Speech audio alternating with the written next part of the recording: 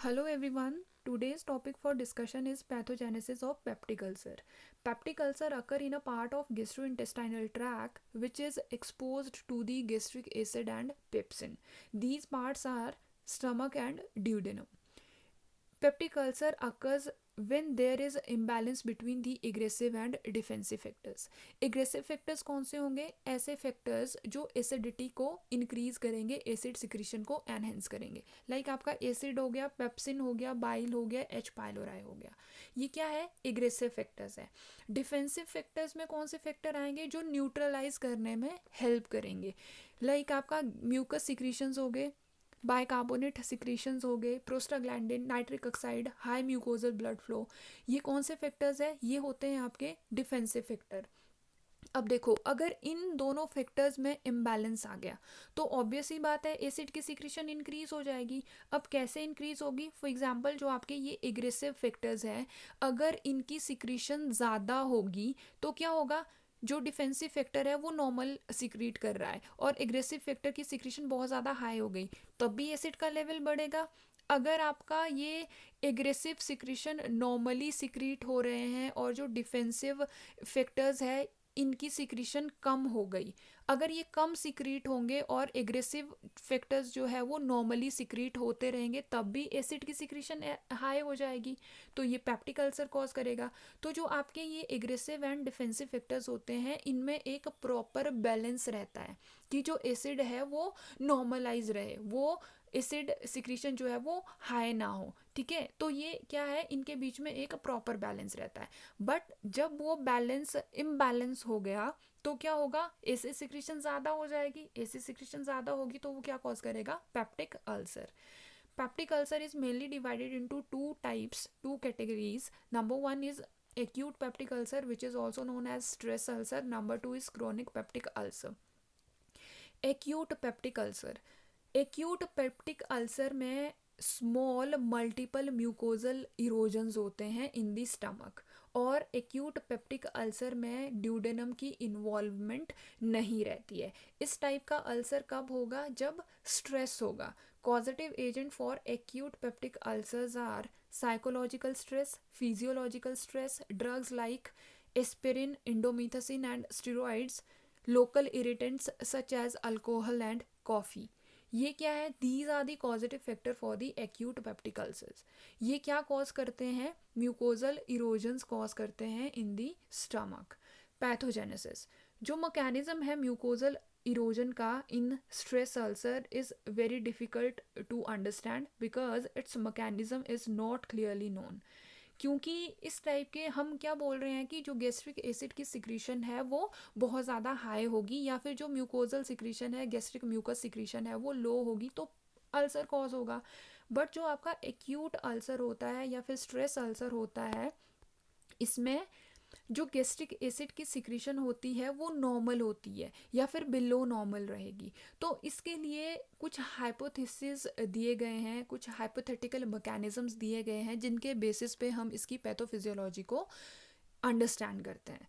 तो जो हाइपोथेसिस है आपका एक्यूट पेप्टिक अल्सर के लिए, it consist when there is depletion of gastric mucus barrier. Gastric mucus barrier का क्या काम होगा? एसिड से म्यूकस मेम्ब्रेन को प्रोटेक्ट करना. अगर इस बैरियर की डिप्लीशन हो जाए तो जो एसिड पेप्सिन सिक्रीशंस हो रही है वो डायरेक्टली म्यूकस मेम्ब्रेन को अटैक करेगी. म्यूकस मेम्ब्रेन को अटैक करेगी, म्यूकस मेम्ब्रेन की इरोजन कर देगा, एंड अल्टीमेटली ये क्या कॉज करेगा? अल्सर कॉज करेगा. Second condition is when there is ischaemia induced hypoxic injury to the mucosal cells. ये भी क्या कॉज करेगा? आपका acute peptic ulcer. Second is chronic peptic ulcer और गैस्ट्रिक और duodenal ulcer. Both the gastric as well as duodenal ulcers are more common in the male than in the females. जो causative agents है chronic peptic ulcer के, जो early causes है, early causes include disturbances of normal protective mucosal barrier by acid pepsin. जो ये acid और pepsin की secretion हो रही है, when it will deteriorate the mucus barrier. जो म्यूकोजल बैरियर है उसको डिटीरियोरेट करेगा, उस बैरियर में डिस्टर्बेंसेस कॉज करेगा। तो अगर ये बैरियर डिस्टर्ब हो गया तो जो ये एसिड पेप्सिन सिक्रीशंस हो रही है ये क्या करेगी, डायरेक्टली म्यूकोजा को अफेक्ट करेगी। तो this will leads to the digestion of mucous membrane. There are certain causative factors that are responsible for the chronic peptic ulcer. These factors include Helicobacter pylori. अगर कोई पर्सन एच पाइलोराई से infected होता है तो वहाँ पे duodenal ulcer जो है वो लाइफ टाइम रहता है। This is the main cause for the peptic ulcer. Next is mucus secretion. अगर आपका म्यूकस सिक्रीशन की डिप्लीशन हो जाए, डिक्रीज हो जाए, तो क्या होगा, जो एसिड है वो डायरेक्टली म्यूकोजा को अटैक करेगा। म्यूकोजा को अटैक करेगा तो वो म्यूकोजल इरोजन कॉज करेगा। म्यूकोजल इरोजन होंगे तो अल्टीमेटली पेप्टिक अल्सर कॉज करेगा। Next is acid pepsin secretion. जब ये एसिड पेप्सिन सिक्रीशन जो है वो हाई हो जाए तो क्या होगा, these are also responsible for the development of gastric and duodenal ulcers. Next is dietary factors. When there is a nutritional deficiencies, these also plays a main role in the development of peptic ulcer. Next is psychological factors. There are certain psychological factors like stress, fatigue, anxiety. These are also responsible for the enhancement of the risk of peptic ulcer. Next is genetic factors. A person with blood group O appear more prone to the development of peptic ulcer than those with other blood group. जिन person का blood group O रहेगा वहाँ पे peptic ulceration के chances जो है वो high होते हैं। Next is miscellaneous factors. There are certain conditions like alcoholic cirrhosis, chronic renal failure, cold, chronic pancreatitis. These are also associated with the development of duodenal ulcers. अगर हम pathogenesis की बात करें क्रॉनिक अल्सर की, तो वहाँ पे मेनली दो फैक्टर्स रिस्पॉन्सिबल होते हैं। One is helicobacter pylori and another one is NSAIDs, non steroidal anti inflammatory drugs, जिसमें आपका आता है aspirin. These are responsible for the pathogenesis of peptic ulcer. जो आपका हेलिकोबैक्टर पाइलोराई होता है, a person who is infected with this helicobacter pylori, this will leads to the release of cytokines, lipopolysaccharides, heat shock proteins, enzymes, इनका release करवाता है। जब ये साइटोकाइंस रिलीज होते हैं ये क्या करते हैं, इन्फ्लामेटरी कैस्केड को रिलीज करवाएंगे। इन्फ्लामेटरी मीडिएटर्स है ना ये, तो इन्फ्लामेटरी कैस्केड को एक्टिवेट करेंगे, इनिशिएट करेंगे। साइटोकाइंस का रिलीज होगा, न्यूट्रोफिल्स का रिलीज होगा, लिम्फोसाइट्स एक्टिवेट हो जाएंगे। अल्टीमेटली ये क्या करेंगे, जो म्यूकोजल मेम्ब्रेन है, म्यूकोजल सेल्स हैं, वहाँ पे डैमेजिंग शुरू कर देंगे और अल्सरेशन प्रोड्यूस करेंगे। सेकेंडली जो आपका एच पाइलोराई होता है, this will leads to the hydrogen ion and pepsin secretion, which will leads to the mucosal damage and ulceration. Next is NSAIDs. जो आपके non steroidal anti inflammatory drugs होते हैं ये भी क्या करते हैं, जो एच पॉजिटिव आयंस होते हैं एंड पेप्सिन्स होते हैं उनकी सिक्रीशन को एनहेंस करते हैं। जब ये सिक्रीशन इंक्रीज होगी ये क्या करेगा, म्यूकोजल सेल को डैमेज करेगा, म्यूकोजल सेल्स को इरोड करेगा और अल्टीमेटली अल्सरेशन प्रोड्यूस करेगा। वैसे ही सेकेंडली जो non steroidal anti inflammatory drugs होते हैं, नसेड्स होते हैं, वो क्या करते हैं, उनके टॉपिकल और सिस्टेमिक इफेक्ट्स होते हैं। जो नसेड्स होते हैं, these NSAIDs will leads to the decrease in mucosal production. जो म्यूकस की प्रोडक्शन हो रही है उस म्यूकस प्रोडक्शन को डिक्रीज करते हैं। ब्लड फ्लो को डिक्रीज करेंगे, न्यूट्रोफिल्स की एक्टिविटी को इंक्रीज करते हैं, बाइकार्बोनेट आयंस की एक्टिविटी को डिक्रीज करते हैं, सेल रेस्टिट्यूशंस को डिक्रीज करेंगे। तो ये अल्टीमेटली जो ये नसेड्स से हो रहा है, ये सारे मैकेनिज्म्स किस में इन्वॉल्व रहते हैं, म्यूकोजल डैमेज में इन्वॉल्व होते हैं और अल्टीमेटली क्या कॉज करते हैं, अल्सरेशन प्रोड्यूस करते हैं। अब देखो ये है कि जो आपका हाइड्रोनियम आयन है, जो एसिड सिक्रीशन है, उसकी रेगुलेशन कैसे होती है। फॉर एग्जांपल हमारे पास फूड है, ठीक है, हमने खाना खाया या फिर हम फूड देख रहे हैं तो बोलते हैं ना, खाना देख के मुंह में पानी आ जाता है। तो ये फूड क्या करेगा, जैसे ही हम फूड देखते हैं तो हमारे ब्रेन को सिग्नल जाता है और वेगस नर्व्स की एक्टिवेशन हो जाती है। ये क्या करता है, कोलिनर्जिक सिस्टम की एक्टिवेशन करवाएगा। ठीक है, कोलिनर्जिक सिस्टम एक्टिवेट हो जाएगा, मतलब जो एसिटाइल कोलिन है वो निकोटिनिक और मस्करेनिक रिसेप्टर्स के थ्रू बेसिकली एक्ट करता है। ये आपको यहाँ पे समझ नहीं आएगा, बस थोड़ा सा आपने ये ध्यान देना है कि जब वेगस नर्व की स्टिमुलेशन होती है ये क्या करता है, कोलिनर्जिक सिस्टम को एक्टिवेट कर देता है। ठीक है, कोलिनर्जिक सिस्टम की एक्टिवेशन कहाँ पे होगी, जो हमारा एंटेरिक नर्वस सिस्टम पे गैंग्लियोनिक सेल्स है वहाँ पे कोलिनर्जिक रिसेप्टर्स प्रेजेंट होते हैं, वो रिसेप्टर्स एक्टिवेट हो जाएंगे। जब वो रिसेप्टर्स एक्टिवेट होते हैं, रिसेप्टर्स एक्टिवेट करके क्या करते हैं, आपका एक्टिवेशन ऑफ गेस्ट्रिन रिलीजिंग पेप्टाइड, गेस्ट्रिन को रिलीज करते हैं जी सेल्स से। जो गेस्ट्रिन है, गेस्ट्रिन क्या करता है, कोलिसिस्टोकाइनिन के थ्रू एसिड सिक्रीशन को इंक्रीज करता है। मतलब जितना ज़्यादा ये गेस्ट्रिन रिलीज होगा उतना ज़्यादा एसिड की सिक्रीशन होगी। आपने क्या याद रखना है, वेगस नर्व की स्टिम्युलेशन होगी जो कोलिनर्जिक सिस्टम को एक्टिवेट करेगा गैंग्लियोनिक सेल्स पे।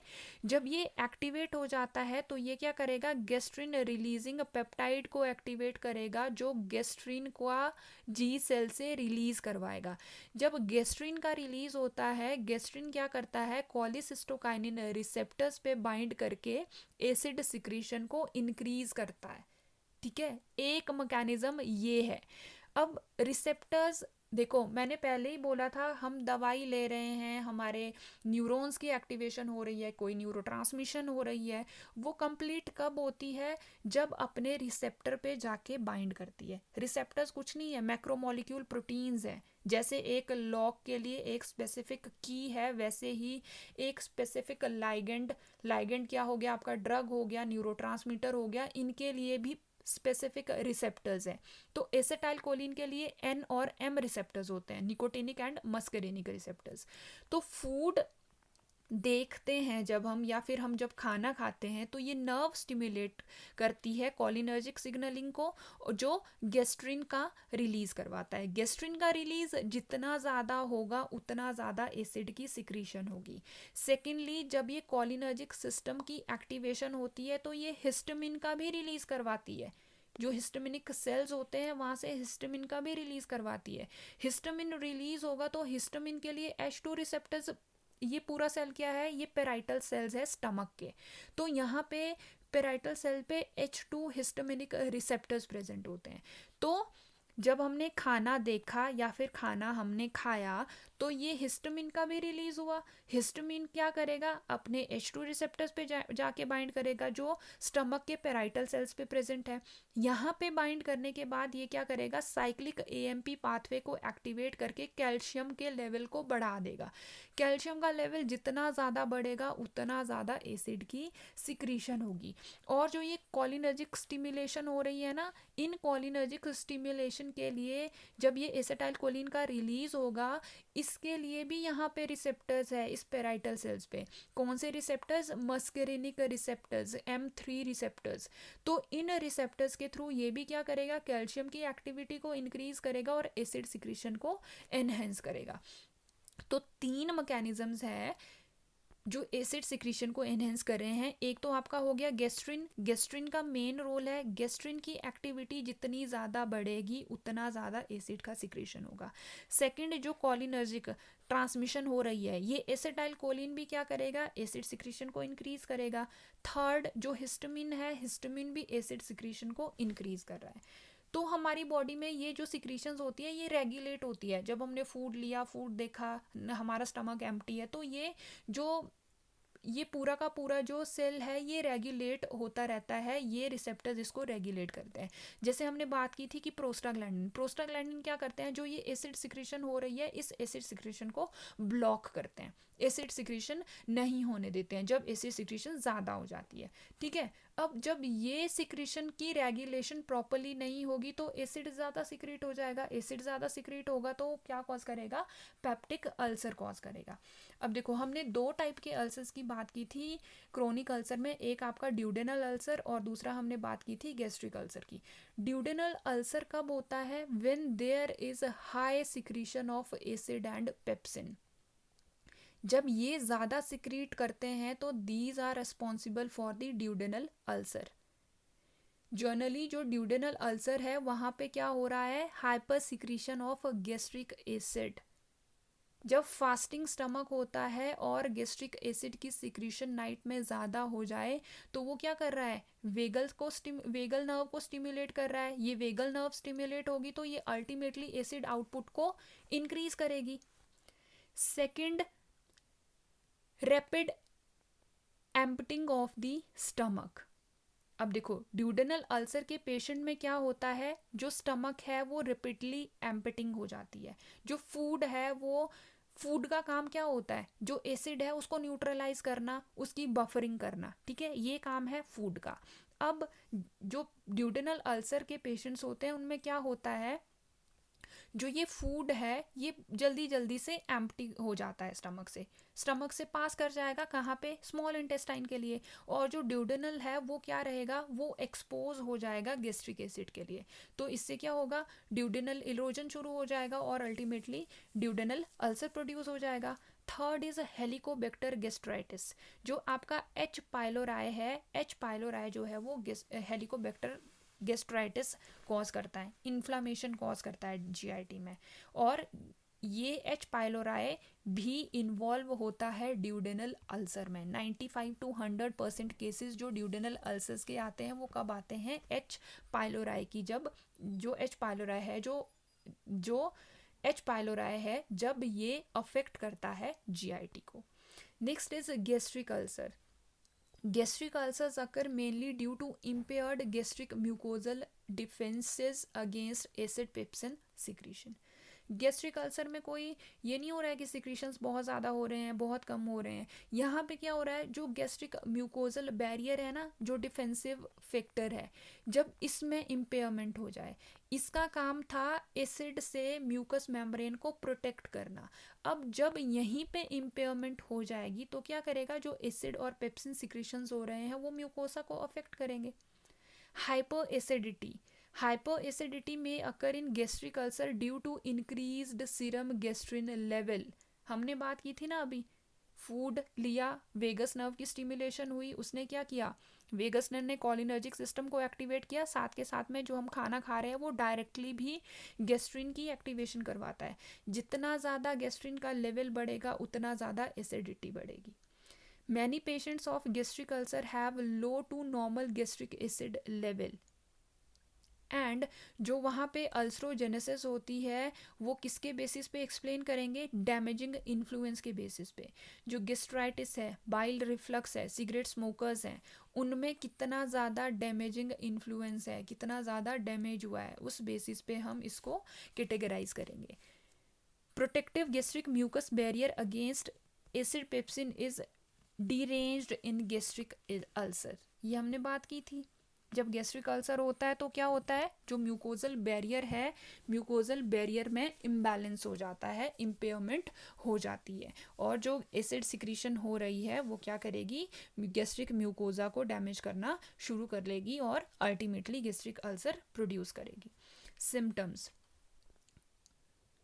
Burning pain in the abdomen, nausea, vomiting, loss of appetite, loss of weight, bleeding from the ulcers.